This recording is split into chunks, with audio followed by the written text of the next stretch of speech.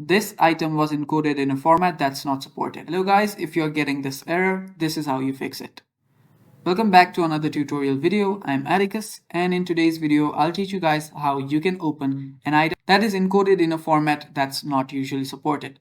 Now, to open up a video that gives you such error, what you'll need to do is simply right-click on it. After you right-click on it, open its properties, tap on Properties, Show More Properties.